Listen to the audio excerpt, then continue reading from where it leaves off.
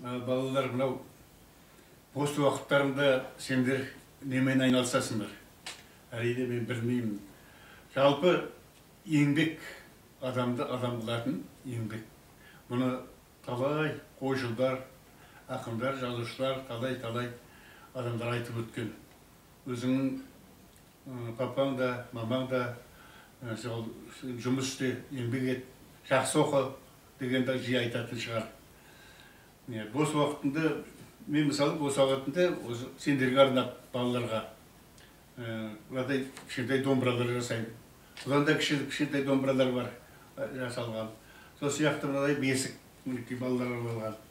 Мынау балабақшада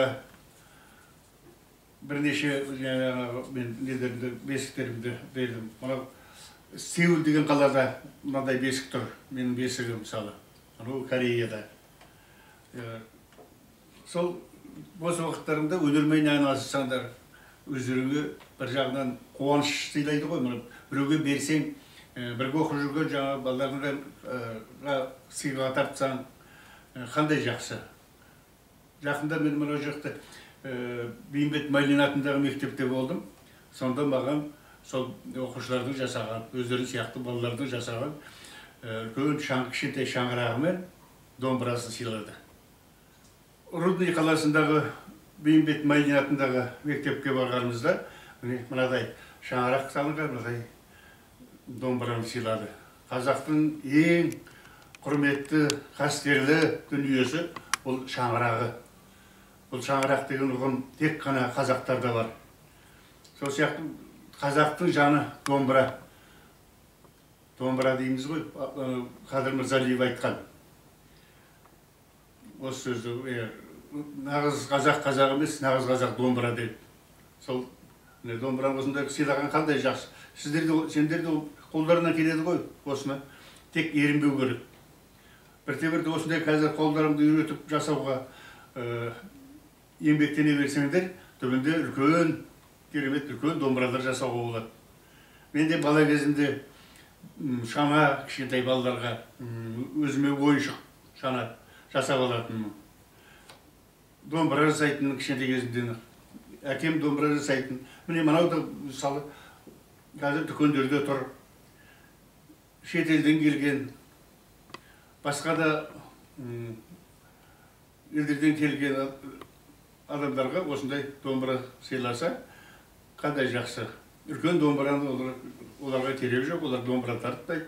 Ал мынадай домбыра деген мынадай екен ғой. Деп үйіне апарғаннан кейін төріне қойып қояды. Сол сияқты мынадай бесіктер әртүрлі. Мына бесікте де қарасаңыздар, мынау домбыра бейнеленген. Мына жерде мына тіреуіш тұрған домбыра. Мына жерде де домбыра. Қанатты домбыра. Мына да сол тура соны қайталау. Бұны менің Жәнібек деген немерем бар, соның жасаған дүниелері. Ол осылай кішкентай ойыншықтар жасап жүрді де, артынан қазір үлкен бесіктер де жасайды, домбыра да жасайды. Кеше қиын кездерде, мысалы 90 жылдары бүкіл баспалар жабылып қалды. Бір газеттің, немесе журналдың редакциясына жұмысқа тұрсақ, олар да көп ұзамай жабылып қалды. Ақша жоқ ол кезде. Елдің экономикасы тұралап қалған кез, қайта құру деген болды сол кезде. Сол кезде, мысалы, мен осы бесік, балаларға арнап домбыра, үлкендерге арнап домбыралар жасадым. Қаншама, менің қандай мақтаныш, мысалы, менің бесігімде талай бала өсті. Мүмкін сендердің іштеріңдерде менің бесігім өскен балалар бар шығар. Әкелерің өскен шығар. Мен мысалы Алматыда жүрген осы жаққа бір досымның үйіне бесік алып беріп едім. Бесіктің ішіне кішкентай бесік салып, кішкентай домбыра салып. Сол әкелгеннен кейін, 3 күннен кейін өмірге бөбек келді, бала келді. Сол бала сол бесікте өсті. Енді сол қыздың, кішкентай қызы сол бесікте өсіп жатыр. Шында да қызықты ғой, бір жағынан мақтаныш, бір сезім, ең қастерлі нәрсе, қасиетті нәрсені жасау, иә, саған да үлкен қуаныш сыйлайды. Өзің жаның қуанады ғой, жаның жай тауып, жақсы бір сезімге бөленесің. Өйткені сен елге қызмет етіп жатсың. Балалар кішкентай сенің бесігіңде өскеннің өзі үлкен абырой, бір жағынан мақтаныш, жаныңа жақсылық әкелетін. Халыққа, елге жақсылық сыйлаудан артық не бар? Қуаныш сыйлау, бір-біріңе сезіміңді білдіру.